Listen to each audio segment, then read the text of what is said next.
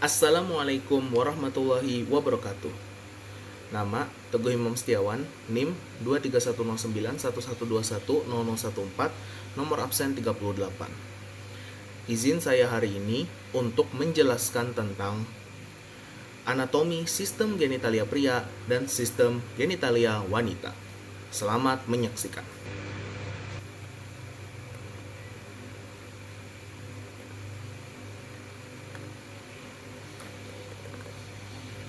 Baik, pertama-tama izin saya untuk menjelaskan apa itu sistem genitalia.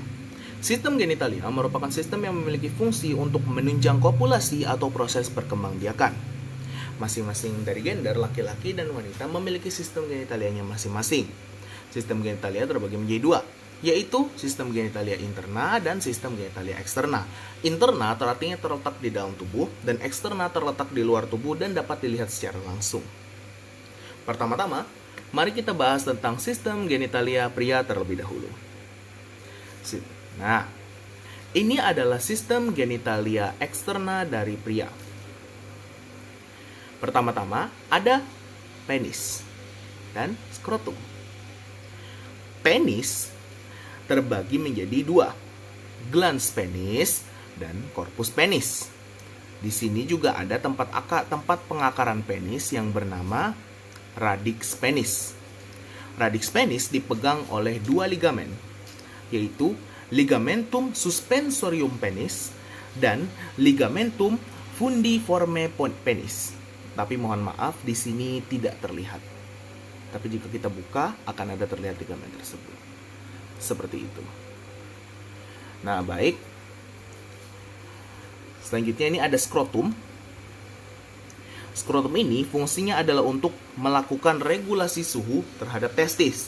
Karena seperti yang kita tahu bahwa testis fungsinya itu adalah untuk spermatogenesis atau proses pembentukan sperma atau sel kelamin dari laki-laki, seperti itu. Nah, yang meregulasi suhunya itu adalah skrotum. Tetapi skrotum tidak sendiri karena ada beberapa lapisan dari skrotum ini. Apa saja lapisan tersebut nanti akan kita bahas di sesi pertengahan. Nah, jadi mari kita masuk. Nah, di sini saya mundurkan sebentar.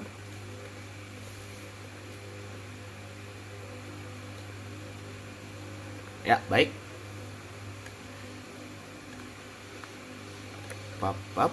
Nah, di sini terlihat ada penis dan skrotum. Pertama-tama mari kita buka lapisan dari skrotum. Terlihat ada sebuah lapisan atau sebuah fasia bernama fasia spermatica externa. Kita buka lagi, akan terlihat ada fasia spermatica interna. Lebih menyelubungi ke testis, lebih dekat ya. Tetapi setelah kita buka sekali lagi, ada tunica albuginea. Tunica albuginea terbagi menjadi dua. Tunica albuginea lapisan parietal dan tunica albuginea yang lapisan visceral. Nah, yang kita lihat di sini tunica albuginea lapisan parietal, dan sekali lagi kita buka akan ada satu tunica albuginea akan satu tunica albuginea yang langsung melapisi testis itu sendiri. Visceral layer of tunica albuginea. Kita buka lagi sekali, barulah terlihat testis dan salurannya yang lain. Tidak hanya itu, penis sendiri juga dibagi menjadi beberapa lapisan. Yang pertama ada lapisan kulit. Kemudian setelah kita buka kulitnya, akan terlihat fasia yang bernama fasia buccal atau fasia penis profunda. Kita buka lagi sekali, maka akan terlihat tunica albuginea. Kita buka lagi sekali, barulah akan terlihat struktur seperti pipa.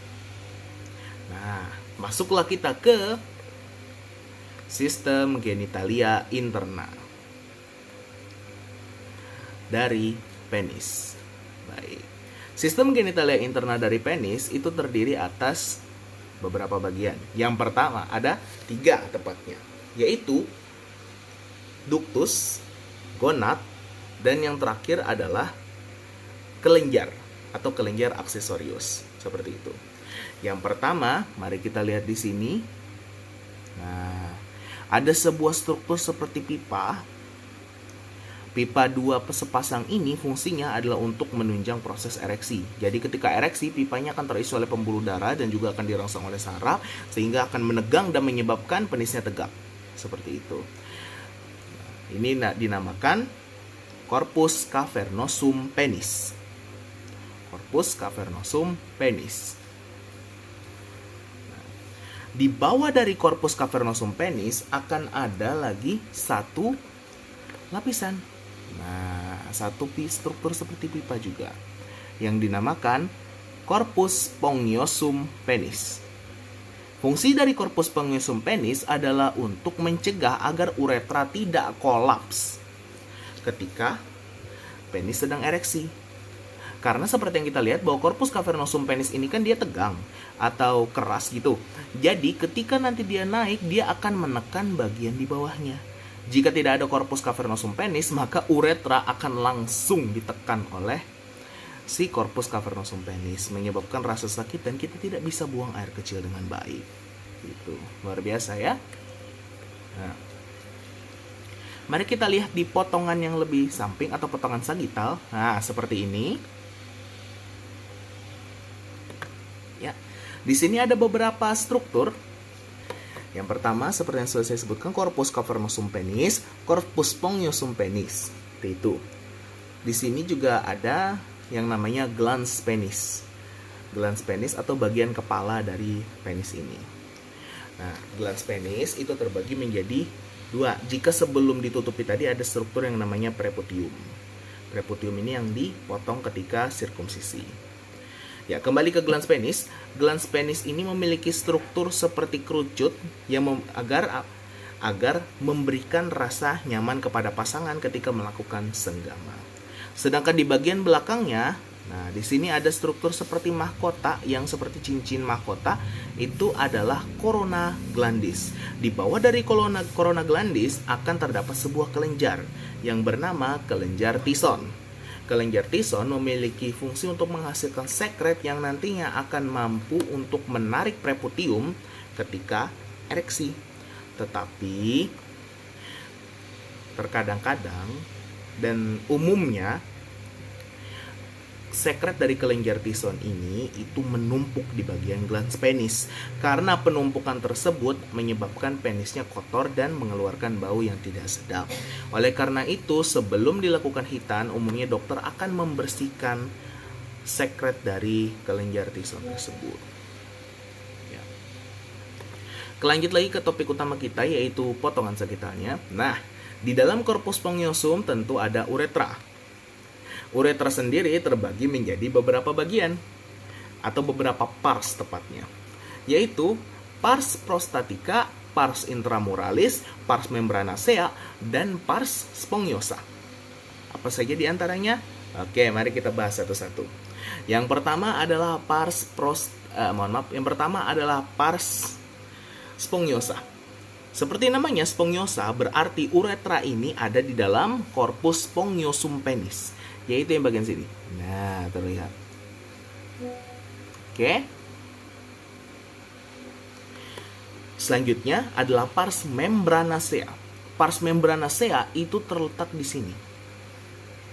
Di bagian yang saya tunjuk pakai panah. Nah, di bagian situ ada sedikit seperti saluran kecil. Nah, itu adalah pars membranacea dari uretra.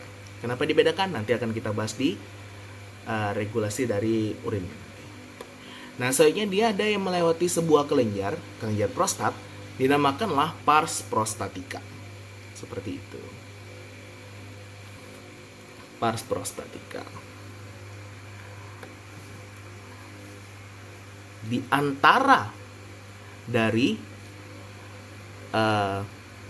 uretra pars spongiosum dan uretra pars prostatica ada sebuah sphincter.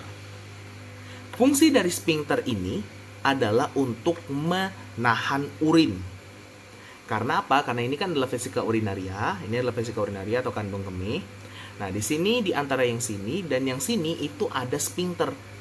Sphincter internal dan sphincter eksternal.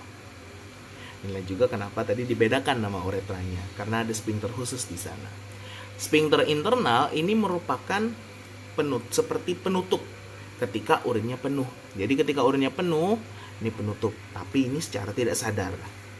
Sedangkan yang sphincter eksternal yang di antara uretra pars prostatica dengan uretra pars spongiosum, itu sphincter eksternal, itu secara sadar karena memang ada otot di sini. Nah, musculus cubococcus di sini. Ini juga lah yang menyebabkan kenapa kita bisa menahan urin. Nah, seperti itu. Karena ketika urinnya masuk ke sini, ke uretra pars prostatica sampai ke sini, tapi kita belum mau buang air kecil, hop, dia akan berkontraksi dan pars membranaceanya akan tertutup, menyebabkan urinnya akan kembali ke vesika urinaria dan dikunci lagi oleh sphincter internalnya. Mekanisme ini dinamakan mekanisme retrograde urin atau mekanisme kembalinya urin ke vesika urinaria. Itu. Selain itu, di sini juga ada kelenjar. Ya, apa saja kelenjarnya? Seperti yang sudah saya jelaskan tadi bahwa ada kelenjar tison di bagian sini. Dan juga ada kelenjar lain yaitu kelenjar bulbouretralis.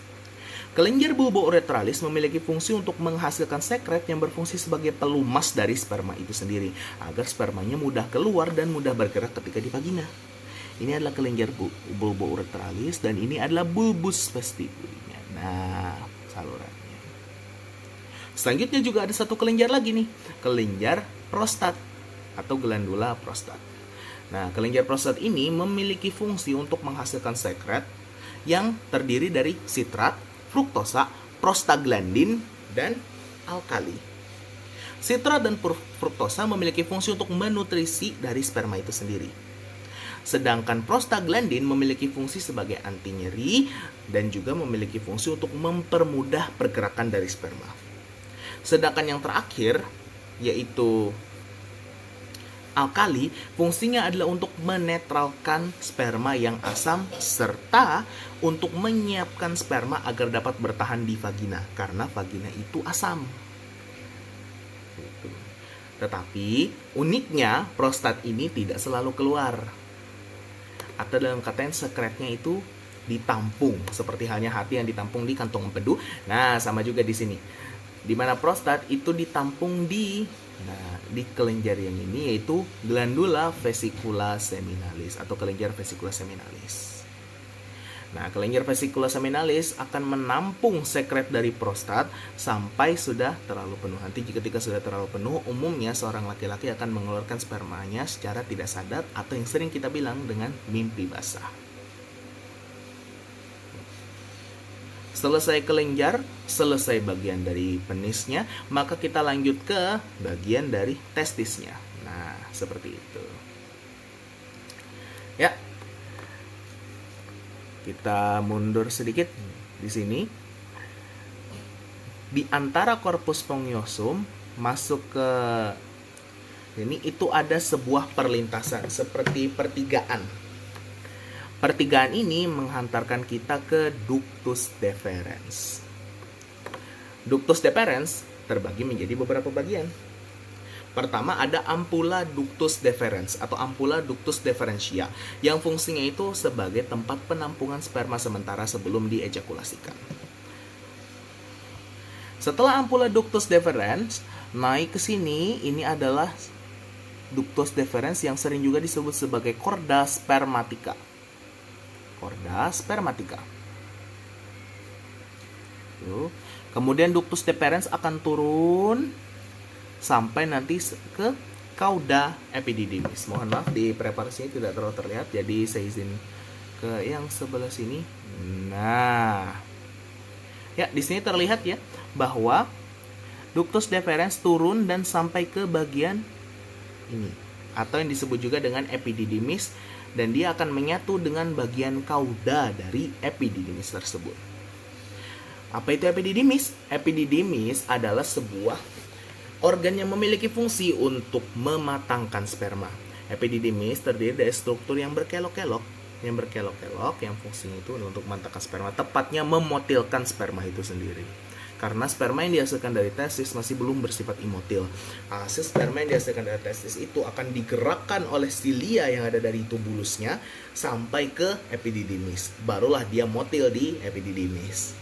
Seperti itu. Barulah dia motil di epididymis.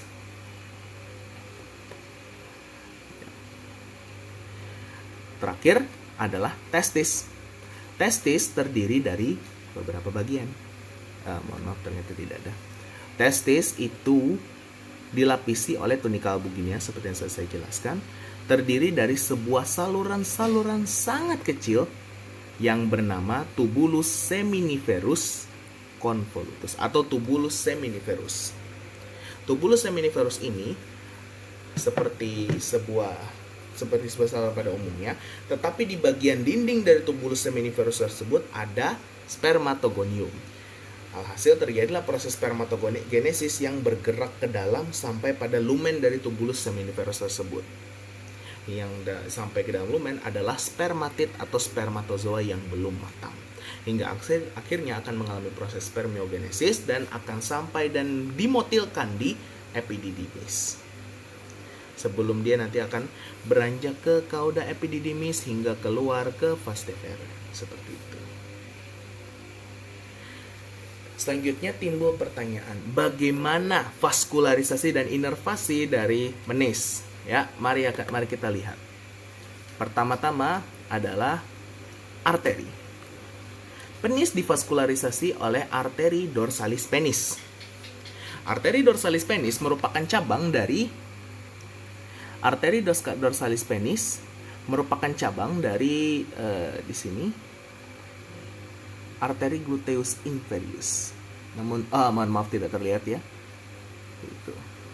Saya juga ada vena.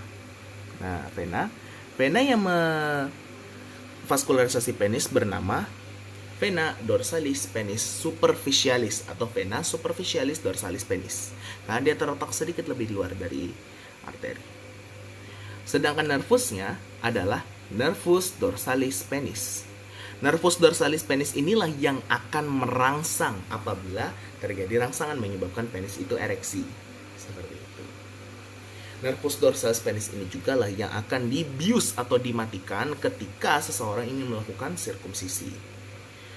Nah, jika terjadi kesalahan maka dapat menyebabkan pendarahan yang hebat dan biusnya tidak bekerja.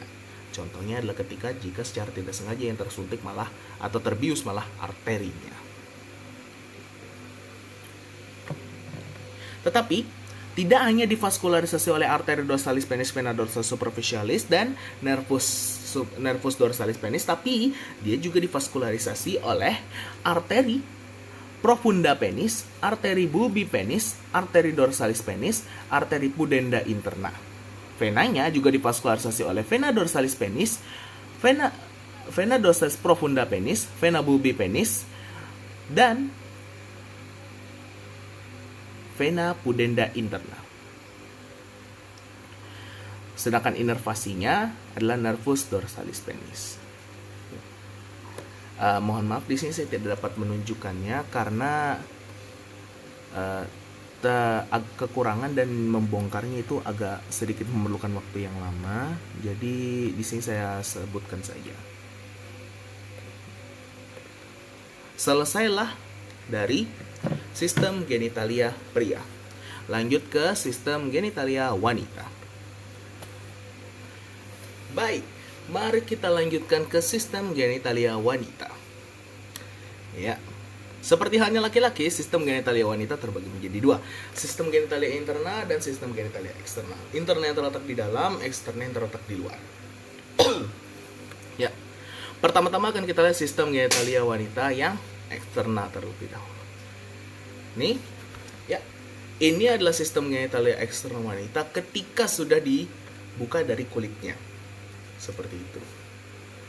Sebelumnya akan ada struktur mons pubis, yaitu sebuah rambut yang tumbuh di bagian atas, di atas simplicis pubis di sini.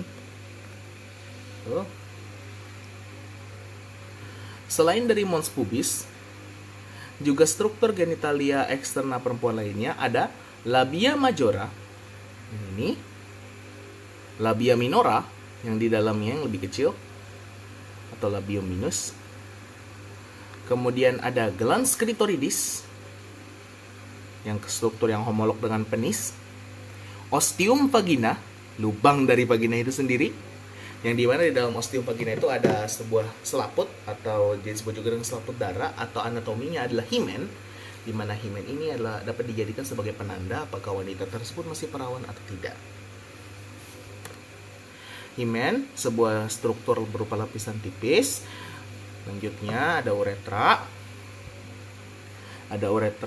Vestibulum vagina, struktur berupa lubangnya. Dan bulbus vestibuli. Jadi jika ini kita buka, akan ada seperti penggelembungan, yang dimana bulbus vestibuli itu akan berisi pembuluh darah. Kurang lebih seperti halnya corpus cavernosum yang diisi oleh arteri dorsalis penis. Seperti itu juga di bulbus vestibuli ini. Ya, kita lanjut masuk ke dalam.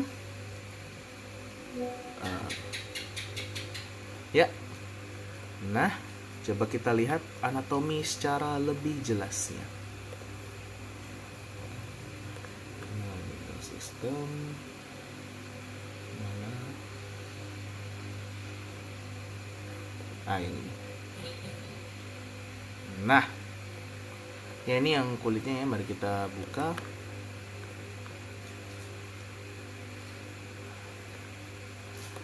Ini ada beberapa otot, diantaranya musculus ischiocavernosus, kemudian ada musculus bulbospongiosus, dan ada musculus transversus perineae superficialis. Jika kita buka, nah, musculus itulah yang melapisi dari labiumnya itu. Sini ada bulbus vestibuli yang seperti saya sebutkan tadi. Jika kita buka lagi,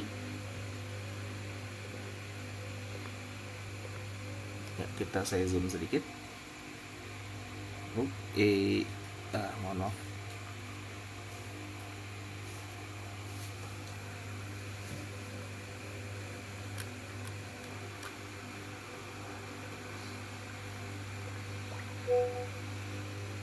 Ya baiklah.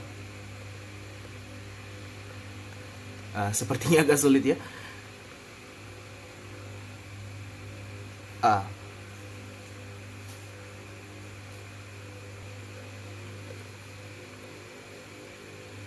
Baik, di sini saya sudah mendapatkan potongan jelasnya, yaitu potongan dari uterusnya. Baik, di sini saya sudah mendapatkan bagian dari uterus yang benarnya, atau dalam kata lain uterusnya, seperti itu. Nah, ini adalah struktur sistem genitalia interna dari perempuan. Seharusnya di sini ada vagina, tepatnya 1/3 dari vagina juga masih termasuk dari sistem genitalia interna, sedangkan 2/3-nya termasuk sistem genitalia eksterna. Ya. Di sistem genitalia interna dari wanita itu terdapat uterus. Uterus merupakan struktur yang nantinya akan menjadi tempat perkembangan embrio dan janin, atau tepatnya tempat kehamilan lah ya. Uterus itu memiliki 2 posisi tergantung dari aksisnya. 2 posisi tersebut disebut juga dengan anteflexio, posisi anteflexio, posisi anteflexio, dan posisi anteversio. Oleh karena itu sering disebut juga dengan uterus berada pada posisi anteversoflexio, yang terbentuk dari aksisnya masing-masing. Dari aksis cervix, aksis vagina, dan aksis corpus. Mohon maaf untuk yang tidak dapat saya tunjukkan karena saya tidak menemukan gambar yang dapat secara jelas untuk menjelaskan aksis-aksisnya tersebut. Nah, uterus itu sendiri terbagi menjadi beberapa bagian secara anatomis. Ada fundus uterus, ada corpus uterus, dan ada cervix uterus. Atau masing-masing disebutnya dengan fundus uteri, corpus uteri, dan cervix uteri. Cervix uteri sendiri terbagi menjadi 2 pars. Pars vaginalis cervicis uteri dan pars supravaginalis cervicis uteri. Pars vaginalis cervicis uteri itu adalah pars yang berada tepat setelah vagina. Jadi seperti vagina, leher. Nah, lehernya ini pars cervicesnya.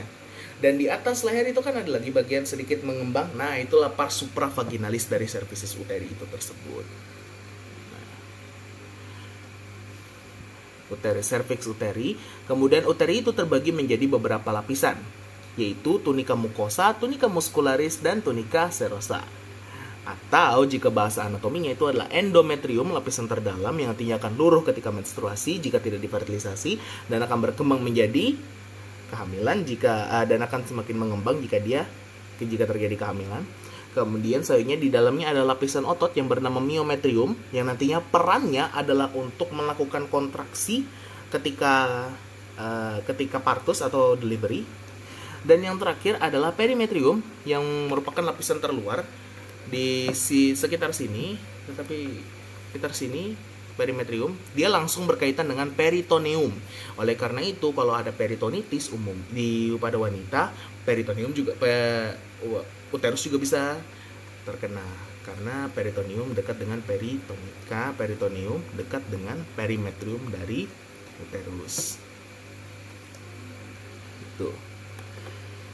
Selanjutnya, uterus itu dipegang oleh dua ligamen. Ligamentum teres uteri, ligamentum latum uteri, dan corpus ligamentum latum uteri, ligamentum teres uteri.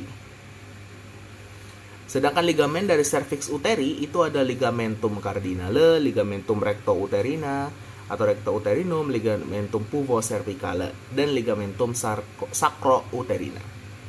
Sacro-uterina itu merupakan ligamen yang menghubungkan antara sakrum dengan uterus itu sendiri. Seperti itu. Vesico-uterina itu menghubungkan antara vesika urinaria dengan uterus. Uterus memiliki dua fasies. Fasies intestinalis yang menghadap ke usus di belakang, dan fasies yang menghadap ke depan itu adalah fasies vesikalis, karena dia langsung menghadap ke fasika urinaria atau kelenjar kemih. Nah, di bagian dinding belakang dari uterus dilapisi oleh peritoneum visceral. Peritoneum visceral di bagian bawahnya itu akan membentuk sebuah kantung yang dinamakan dengan excavatio Douglas atau cavum Douglas.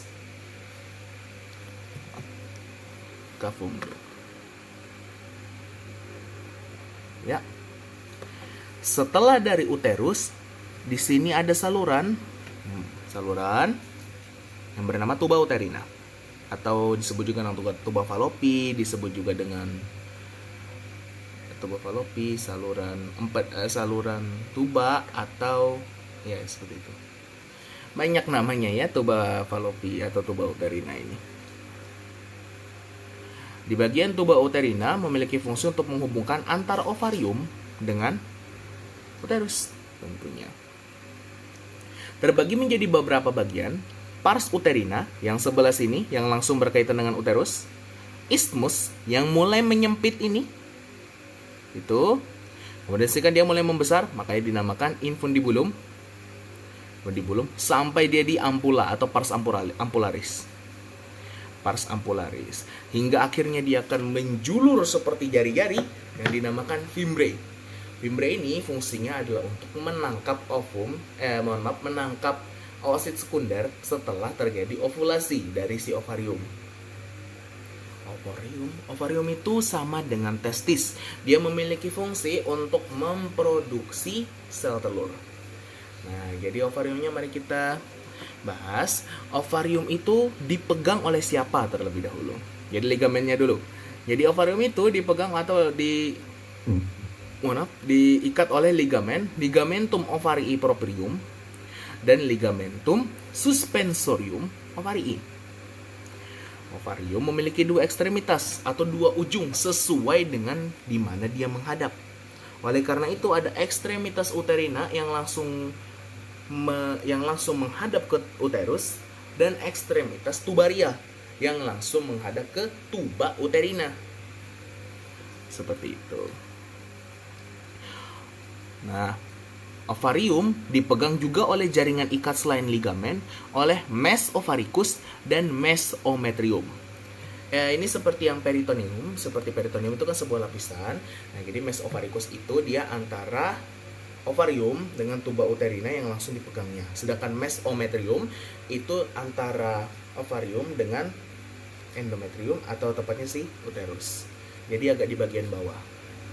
Kenapa dinamakan seperti itu? Karena mes itu artinya pemegang.